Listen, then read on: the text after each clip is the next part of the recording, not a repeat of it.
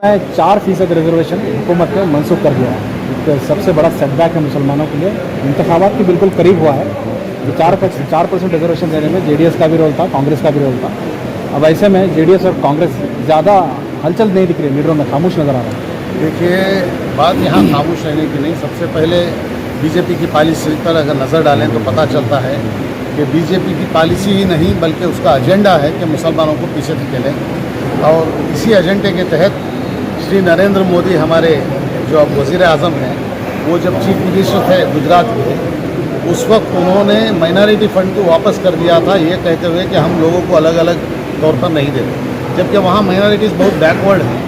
उतनी backward minorities को ऊपर लाने के लिए उन्हें जो इमदाद मरकज़ी हुकूमत से दी जाती थी, वो जब मनमोहन सिंह हुकूमत के दौर में जब भेजा गया था तो उन्होंने वापस कर दिया, ये कह के हम सिर्फ माइनॉरिटीज़ को नहीं दे सकते फंड। ये उनकी पॉलिसी दिखाती है। वो वज़ीर आज़म बने हैं।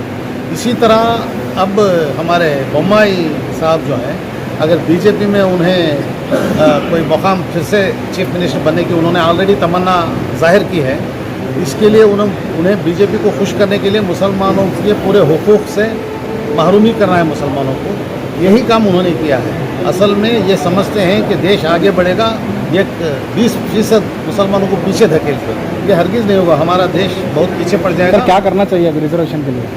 नहीं, अभी हम मुसलमानों को चाहिए कि हम मुत्तफ़िक़ा तौर पर हमारे बच्चों को जनरल कैटेगरी में ज़्यादा से ज़्यादा मेहनत लगाने की तरगीब दें। इसी के साथ जहाँ तक रिजर्वेशन हमारा निकाल दिया गया है और हमें महरूम कर दिया गया है, इसके लिए हमारे चुने हुए जितने लीडरान हैं, MLAs, MLCs, जो बहुत आसानी से CM की तरफ पास जा सकते हैं, वो सबको मुत्तफ़िक़ा तौर पर सब मिलकर CM के पास जाकर वो बताएं कि ये हक़ मारने के बराबर है एक कमज़ोर तबके का।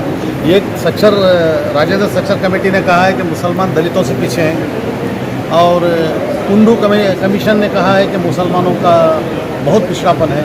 इसके बावजूद अगर सारे हिंदुस्तान के 20% आबादी को पीछे धकेलने की ये सोच रहे हैं, तो ये देश को पीछे कर रहे हैं। इसका उन्हें याद दिलाना चाहिए। और उन पर दूसरी बात ये कहना चाहिए कि हुकूमत जो चलती है सबके टैक्स से चलती है। भी हम भी टैक्स देते हैं, लाखों रुपया टैक्स देता हूँ मैं अकेला, और सब मुसलमान भी टैक्स देते हैं। इतना सब टैक्स दे के जब हुकूमत चलती है तो उसमें मुसलमानों को उनके हुकूक से महरूम कर दें, ये कहाँ का इंसाफ है? हम चाहते हैं कि सबके साथ हुकूमत इंसाफ करे। और ये हुकूमत का 4% हमारा जो निकाल दिया गया है, हमारा 14% जो हुकूमत का तनासुब है मुसलमानों का, 14% आबादी को 4% भी कम है, उसी को निकाल दिया। ये हम कंडेम करते हैं और जेडीएस की तरफ से सख्त कंडेम करता हूँ, और हमारे चीफ मिनिस्टर से डिमांड करता हूँ कि वो फ़ौरन फिर से उसको लागू करें 4% और उससे बढ़ाकर देने की कोशिश करें।